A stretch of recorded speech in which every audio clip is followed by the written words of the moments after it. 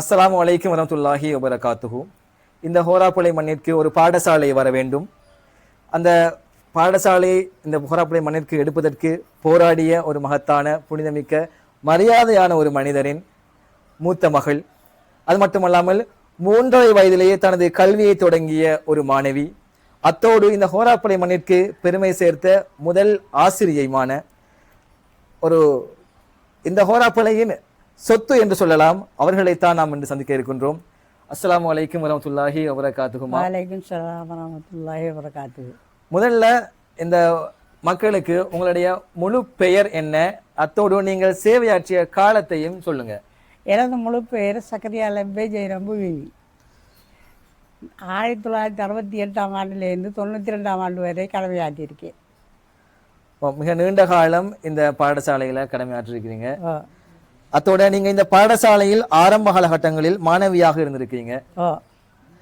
உங்களுடைய சக நண்பர்களை உங்களுக்கு ஞாபகம் இருக்குதா? உங்களுடைய ஃப்ரெண்ட்ஸ் மாதிரி உங்களுக்கு நினைப்பு இருக்குதா? படித்ததா நான் அவ்வளோ சின்ன வயசு தானே, மற்றவங்கெல்லாம் பெரிய பெரிய புள்ளுகள், அதனால் அவ்வளோ தூரத்துக்கு உங்களோட கூட்டாளி மாதிரி நினைப்பில்லை உங்களுக்கு? கொஞ்சம் ஜெல்லேல சொல்லுங்களேன் பாப்போம். அடுத்தது பாத்திமா, ஜெயரம்பு, சக்கியா, ஃபாத்திமா, ஜெய்னம்பு, சக்கியா, ஆரிஃபா,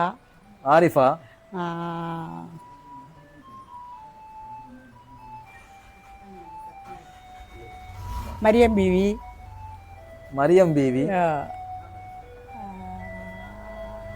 சரிம்மா, அடுத்ததான இப்ப வந்து நீங்க சொன்னது எல்லாமே பொம்பளை பிள்ளைகள். உங்களோட கிளாஸ்ல ஆம்பளை பிள்ளைகள் இருக்கு இல்லையா? அப்படி இருந்தா ஞாபகம் இருக்கா? சொல்லுங்களேன். இருந்த எச்எம் உமர்தீன், எம் இஸ்மாயில், யாசின் லெப்பை, அபுசாலி, நூர்தீன்.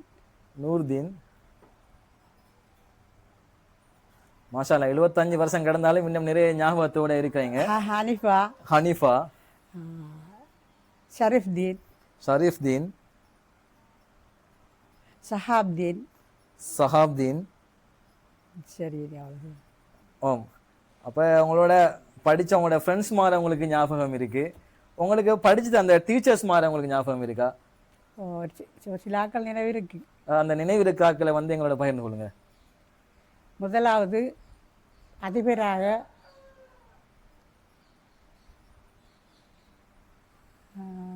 கந்தையா குமாரவேலு என்ற ஒரு ஆசிரியர் யாழ்ப்பாணத்தில் இருந்து இங்கே முதல் ஆசிரியர் பதவியை ஏற்றார். முதலாவது அதிபராக யாழ்ப்பாணத்திலிருந்து கந்தையா குமாரவேலு அவர் தான் வந்து அதிபராக இருந்திருக்கிறாரு. அவர் இருந்து கொஞ்ச காலம் ஒரு 5-6 மாசமாக்குள்ள இன்னொரு டீச்சரும் வந்தான். அவன் யாழ்ப்பாணம் தான். அவன் வந்து அவளை பேரு திரேசா. அப்போ வகுப்புல இந்த 2 பேரும் தான் வகுப்புகளை நடத்தி கொண்டு வந்தாங்க. வந்தது பிறகு அந்த கந்தசாமி குமாரவேலு டிரான்ஸ்ஃபர் ஆகி போய்த்தாரு. அப்போ உங்களுக்கு வந்து நமது பாடசாலையில் அந்த முதலாவது 2வது 3வது அதிபர்கள் ஞாபகம் இருக்கு உங்களுக்கு? முதலாவது அதிபர் தான் இப்போ சொன்னவர். அப்போ 2வது அதிபர் VSA நாதன், அவரும் தமிழ் தான். நாதன். அடுத்தது 3வதால் எனக்கு அவ்வளோ தூரத்துக்கு செல்ல தெரியாத பேர்கள். சின்ன தம்பின்ற ஒரு சார் வந்திருந்தார், அவர் பேர்கள் ஊரும் நல்லா தெரியும். சரி, ஓகே. அடுத்தது வந்து இந்த உங்களுடைய குடும்பம் இருக்கு தானே, இந்த பாடசாலைக்குள்ள இந்த ஊருக்கு ஒரு பாடசாலையை கொண்டு வரதுல வந்து ஒரு பாரிய பங்காற்றி இருக்குது. அது வந்து இந்த ஊர் வந்து என்னை பொறுத்தவரையில எப்பவும் நன்றி கடன் பட்டிருக்க வேண்டும். இன்றைக்கு ஒரு கல்வி சமுதாயம் இந்த ஊர்ல உருவாகுது என்றால் வந்து அதுக்கு உங்களுடைய தந்தை ஆற்றிய அந்த அளப்பரிய சேவை தான், அவருடைய தியாகம் தான். அது சம்பந்தமான தகவல்களை எங்களோட பகிர்ந்து கொள்ளலாமா? இந்த எங்கள் கிராமத்துக்கு பாடசாலை ஒன்று இல்லாமல் இருந்தது. பாடசாலை ஒன்று உருவாக்க வேண்டும் என்று எனது தந்தை மிக மிக மிக மிக கஷ்டமாக இருந்த காலத்திலே கஷ்டப்பட்டார்.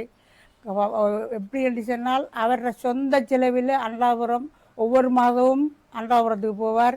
அதை கேட்டுக்கொண்டு வந்து அவர்கள் செல்லும் அடுத்த திகதிக்கு போக சல்லி இல்லை. நான் கேள்விப்பட்டேன் ஒரு 3 வருஷமா ஒரு தொடர்ந்து அப்போ அவர் என்ன செய்வார், அந்த அந்த நேரத்தில் இருந்த மாதிரி நெல்லறு சாக்கா கொடுப்பாரு, அப்படி இல்லாட்டி ஒரு மாட்டை விற்பார், விற்று போட்டு போவார். அன்றாவரம் போய் அங்கேயும் கல்வி கந்தூரில் உள்ளவங்களோட காய்ச்சி போட்டு வர அவர் திருப்பியும் தேர்த்து தான் கொடுப்பாங்க.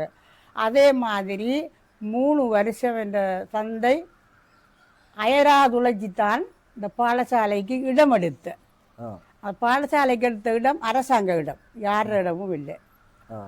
அந்த தோட்டம் அரசாங்க இடம். பிறகு அதில் பாடசாலை ஒன்று நிறுவ வேண்டும். அங்கே திருப்பி போனார். திருப்பி போனோடனே வந்தாங்க, வந்து சொன்னாங்க எங்களால் இப்போ கட்டிடம் கட்டித்தர முடியாது, பிறகு தருவோம், ஆனால் இப்போ பெற்றார்கள் தான் இதை செய்து கொள்ள வேண்டும் உண்டு.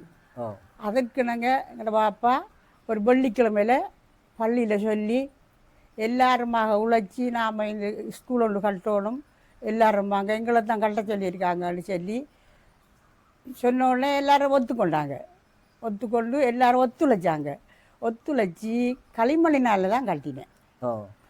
கூரை வேயப்பட்டது ஓலையால். அந்த உங்களோட வாப்பட காலத்தில் அந்த வேலைகளை செஞ்சாக்கள், களிமண் ஒட்டினாக்கள், கம்பு ஒட்டினாக்கள், ஞாபகம் இருக்கா?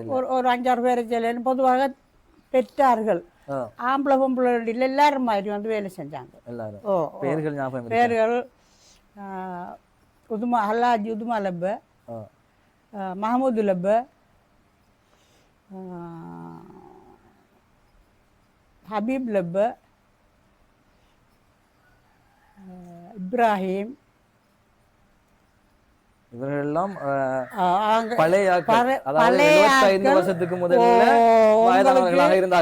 அவங்க வந்து எங்களுக்கு நல்ல அழகாக எல்லாத்தையும் நல்ல அன்பாக ஒத்துழைச்சி எங்களை ஸ்கூல்ல ஒரு கட்டிடம் உண்டாக்கினாங்க. அந்த ஸ்கூல்ல தான் இப்ப பிறகு நாங்க ஸ்கூலுக்கு போறோம்.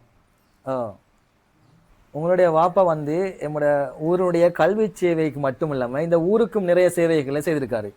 அப்படி அவர் செய்த சேவைகள், இந்த ஊருக்காக பட்ட பாடுகள் உங்களுக்கு ஞாபகம் இருக்கிறதா? அதை எங்களோட பகிர்ந்து கொள்ள முடியுமா?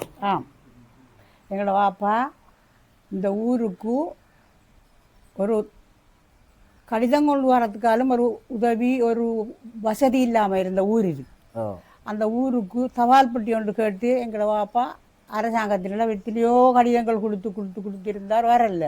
அப்புறம் எங்களோட வாப்பா என்ன செஞ்சாருண்டா 6 மாதம் அவர் அந்த சேவையை செஞ்சார். சும்மா தபால் சேர்த்தெடுத்து கெக்கிராயை கொண்டு வர, கெக்கிராவில் இருக்குது இந்த ஹோராப்பிள்ளைக்குள்ள தபாலை இங்கே கொண்டு கொடுக்குது, அந்த மாதிரி செஞ்சார். அதொரு சேவை. அடுத்தது அந்த காலத்தில் கொஞ்சம் போசாக்கு குறைவாம். அதுக்கு நம்மள ஊருக்கு அரசாங்கத்தால் பால் பாஸ் பண்ணினேன். அந்த பாலை எங்களை உம்மா எடுத்து இலவசமாக கொடுத்த எல்லாருக்கும். வேற ஒன்றும் சம்பளம் அப்படி இப்படி ஒன்றும் இல்லை. ஒவ்வொரு நாளும் காலையில் எல்லா பிள்ளையும் வரும். ஆனால் கொண்டு வர பிள்ளை வீட்டுக்கு கொண்டு வரதான், எங்கேயே குடிக்கிற பிள்ளை குடிக்கிறதான். ஆனால் ஓராப்புல முறகல்லாகாம உணுகல்லாக 3 ஊருக்கும் கொடுத்தேன். வருஷக்கணக்காக கொடுத்தேன். எல்லா ஊருக்கும் சகமாக கொடுத்துருங்க. பிள்ளை வீட்டுக்கு வரும், நாம கொண்டு கொடுக்குது எல்லாம் வீட்டுக்கு வரும். கொடுத்தா குடிச்சிட்டு போகுங்கள், எடுத்துட்டு போகுங்கள். வேற எங்களை பாப்பா இந்த குளத்துல தண்ணி குறைஞ்சா பயல் செய்யலாம் தானே, அப்போ மகாவலி இல்லை. அதுக்கு அரசாங்கத்தின் உதவியோட தம்பிள்ளை ஆற்றுல இருந்து ஒரு வாய்க்கால் வட்டி இருக்காக குளத்துக்கு வர சாணாதார வேலை. அதில் அந்த வாய்க்கால் இப்போவும் இருக்கு, நூந்து போயிருக்கும், போனால் தெரியும் உங்களுக்கு. அந்த வாய்க்காலை கட்டினீங்கள வாப்பா தான் கட்டி ஒட்டி எல்லாம் செஞ்சு உதவி செஞ்சு எல்லாம் எங்களோட வாப்பா தான் முன்னுண்டு. அதுக்கு போக்குவரத்து செலவு போற வர எல்லாம் வாப்பா தான், சொந்த செலவுல தான் எல்லாம் செய்வாங்க. அடுத்தது ஆயுர்வேத டாக்டரா வேலை செஞ்சிருக்காரு எங்களோட வாப்பா. அதுல நோய்க்கும் பாம்பு கடிக்கும் நல்ல ஒரிஜினல் வைத்தியம். அதையும் ஊரு மோசமான ஊரு தானே, கீழ்நிலையில தானே பொருளாதாரத்துல. அப்ப சும்மா வந்து மருந்தத்தை சொல்லி மருந்து எடுத்துட்டு போறதான். சில ஆக்கள் என்ன செய்த வெற்றில வாங்குவோம் காசு இல்லாம இந்த காட்டுல இருக்கும் இந்த சீதலா ஓ ஆ, அது இப்படி பிச்சு கொண்டு பாப்பாவை கொடுத்துட்டு மருந்து எடுத்துட்டு போயிருக்கு. ஆ ஆ அதெல்லாம் செய்யலும். அது அந்த காலத்துல பழக்கமே இருந்துச்சு. வெற்றிலையை அடுத்தது கொடுத்து பாம்பு கடிக்கு போட்டு விஷம், அவனுக்கு அங்கே பாம்பு விஷம், இவன் இங்கே வந்து சும்மா செல்லுதான். அப்போ என்ன செய்யலும், ஆ போகத்தான் வேணும். போய் எங்களை பாப்பா அந்த விஷத்தை இறக்கி அவனை சிவமாக்கி போட்டு தான் விட்டு வருவார். ம் ம் ம். ஓ இப்போ நீங்க வந்து ஒரு ஆயுர்வேத டாக்டர்ட மகளும் கூட. ஓ ஆ வேற ஏதாவது ஞாபகம் இருக்கா உங்களுக்கு இன்னும்? வேற இது ஞாபகங்கள் இல்லை. ஆனால் எங்களை பாப்பா ஊருக்கு காலி வேலை செஞ்சார். ஆஹா பொன் மாப்பிள்ளை சண்டைகள் கோபங்கள் வந்தா ஆ மாப்பிள்ளை தான் வந்து முறைப்படுவாங்க. எல்லாத்துக்கும் இவர் போறதாலே இருக்கு. எல்லா துறையிலையுமே ஒரு சேவை செஞ்ச ஓ ஒரு அப்போ மனிதர் தான் உங்களோட அப்பா. அதான் ஆ அவ கூட்டி விட்டார், ஆ சேர்த்து விட்டுருவாரு. ஓ ஆகவே இல்லாத முறைக்குத்தான் அவங்க காலி கொடுக்குவாங்க போ, இல்லாட்டி ஆ அப்படி போறதில்ல. வேற இன்னும் ஏதாவது?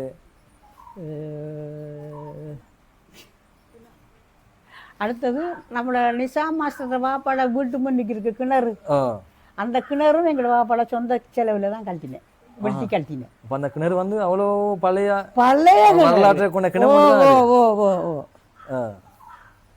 இப்ப இது மாதிரி நிறைய சேவைகளை வந்து செஞ்சிருக்காரு. உங்களோட பாப்பா இந்த ஊருக்கு செஞ்சிருக்காரு. கல்வியை தாண்டியும் பல வேலை திட்டங்களை இந்த ஊருக்கு. அடுத்தது பள்ளி வாசல்ல, ஆ. நம்மள பெரிய பள்ளி வாசல்ல 35 வருஷங்கள் கணக்க பிள்ளையாக இருந்திருக்கார். கணக்கு வழக்கு பார்க்குற ஆ அந்த காசிகள் எடுக்கிற எல்லாம் அப்படியே கொடுத்துருவார். ஆ ஆ ஆ அதுக்கு ஒரு ஆள் வேணும் தானே. ஆ 35 வருஷம். உண்மையிலேயே பார்க்க போனா இப்ப நிறைய வந்து ஊர் வேலைகளுக்காக இந்த ஊரை உருவாக்கின வேலையில வந்து அவருக்கு தான் வந்து அதிக பங்கு இருக்கு. சமூகத்தொண்டு. அப்போ உண்மையிலே வந்து மீண்டும் சொல்றேன் வந்து இந்த குடும்பத்துக்காக இந்த ஊர் மக்கள் எப்பொழுதும் நன்றி கடன்பட்டவர்களாக இருக்க வேண்டும். இந்த பாடசாலையினுடைய ஆரம்பத்துடைய சொல்லிட்டு வாரீங்க. இதுல வந்து நான் கேள்விப்பட்ட, நான் தொகுத்த தகவல் அடிப்படையில் நானும் ஒருத்தர் உங்களுக்கு இருந்தாரு. அவர் வந்து இந்த பாடசாலைக்கும் அவருக்கும் தொடர்பு என்ன, அதை பற்றி கொஞ்சம் சொல்லியிருந்தாங்க. இந்த பாடசாலையை எனது தந்தை மிகவும் கஷ்டப்பட்டு இவ்வளவு உருவாக்கி எடுக்க வேண்டும் என்று தெரிஞ்ச எங்களை பாப்பா நானா படிப்பிக்கிறது சார். நானா 8 வயசுல மௌத்தா போயிட்டார். அப்போ 8 வயசாகும் வரையிலையும் வரல ஸ்கூல். அதுக்கு பிறகு அயராது உழைச்சி என்ன படிப்பிச்சார் வேண்டும் என்று என்ன படிப்பிக்கிறதுக்கு திருப்பி அயராது உழைச்சிட்டே இருந்தார். இதுதான் இந்த ஸ்கூல் 1951ஆம் ஆண்டு ஆரம்பிக்கப்பட்டது. அப்ப பாருங்க, தன்னுடைய மூத்த மகனை படிப்பிக்கணுன்றதுக்காக வேண்டி தன்னுடைய ஊர்ல ஒரு பாடசாலையை உருவாக்கி அந்த பாடசாலை அனுமதியை கொண்டு அந்த மாணவனால அந்த பாடசாலைக்கு சென்று கல்வி கற்க முடியாத நிலை ஏற்பட்டது. அப்ப இருந்த போதிலும் அடுத்த தனது மகளை அந்த பாடசாலையில கற்க வச்சு இன்றைக்கு எமது பாடசாலைக்கும் ஊருக்கும் ஒரு பெருமை சேர்த்து தந்த ஒரு பரம்பரையை உருவாக்கி சென்றிருக்கிறார் அந்த மனிதர் சதக்கு மறைக்கார் சக்கரியா லெப்பை. உண்மையிலேயே எங்களுக்கு ஒரு நெகிழ்வான சந்தர்ப்பமாக இருக்கிறது.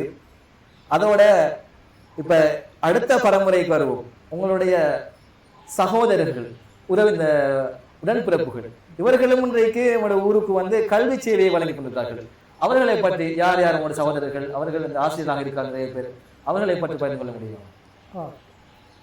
எனது சகோதரர் மர்ஹூம் முகமது ஜமால் என்பவர் ஆசிரியராக கடமையாற்றினார். முகமது ஜமால் கடமையாற்றினார். அவருக்கு பின் தங்கை 2 பேரும் ஜினைதா தாஹிரா ஆகிய 2 பேரும் ஆசிரியராக கடமையாற்றினார்கள். அடுத்தது எங்களுடைய தம்பி ஒன்று ஹாஜா அமீர், அவர் மகாலி போர்டில் அக்கௌண்டண்டாக சேவை செஞ்சார். அடுத்த தம்பிகளும் நன்றாக படித்துவிட்டு அவர்கள் அரசாங்க தொழிலுக்கு போக முடியாது என்று அவர்கள் சொந்த தொழில்களில் ஈடுபட்டு இருக்கிறார்கள். உங்களுடைய உடன்பிறப்புகள் அப்படி இருக்க நேரம் உங்களுடைய பிள்ளைகளும் இன்றைக்கு இந்த ஊருக்கு கல்வி சேவைகளை வழங்கி கொண்டிருக்கிறது. அவர்களை எங்களுக்கு ஞாபகப்படுத்தி தர முடியுமா?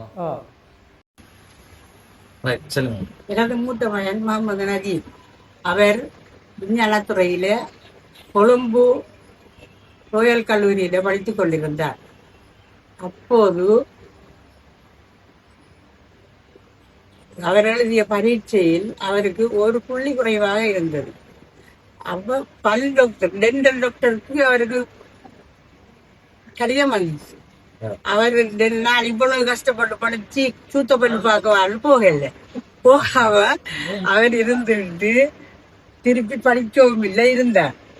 இருந்த நேரம் படிக்க போற யோசனையிலையும் இருந்தார். இருந்த நேரம் எனது கணவரின் இளைய தம்பி ஏஜியே மூதூரிலே சுட்டுக் கொல்லப்பட்டார். புலிகளின் பிரச்சனையால சுட்டுக் கொல்லப்பட்டார்.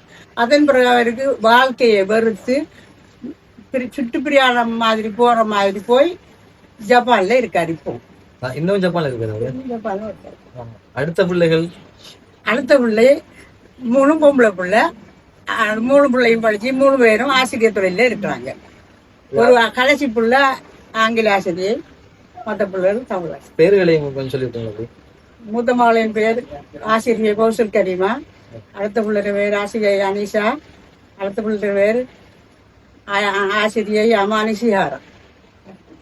ஜஸாக்கல்லாஹ் ஹைர். உண்மையிலே நிறைய தகவல்களை எங்களோட பகிர்ந்து கொண்டீங்க. அத்தோட நான் கடைசியா அவங்கள்ட்ட 75வது ஆண்டு விழாவுக்கும் இந்த உங்களை ஞாபகப்படுத்துவதுதான் இந்த 75வது ஆண்டு விழா குழுவினுடைய நோக்கம். அவர்களுக்கும் இந்த எதிர்கால சந்ததியினருக்கும் உங்களுடைய ஆசை செய்தி என்ன? 75ஆம் ஆண்டு எங்களுக்கு நீங்க என்ன சொல்ல போறீங்க? ஆண்டு விழா அதில் பங்கு கொண்டு இருக்கும் அத்தனை பிள்ளைகளுக்கும், அத்தனை பேருக்கும், மாணவர்களுக்கும் எனது நன்றியை தெரிவித்துக் கொண்டு அல்லாஹ்விடம் இன்னும் மேலும் மேலும் அவர்களுக்கு இது போன்ற வேலைகள் செய்வதற்கு, இது தொடர்ந்து செய்வதற்கு அல்லாஹ் தஆலா உதவி புரிய வேண்டும் என்று பிரார்த்திக்கின்றேன். ஜஸாக்கல்லாஹ் ஹைர். இந்த 75ஆம் ஆண்டு விழாவில் நீங்களும் ஒரு சிறப்பு விருந்தினராக கலந்து சிறப்பிக்க வேண்டும் என்ற அவாவோடு நான் இந்த வீடியோவை முடித்துக் கொள்கின்றேன். நன்றி.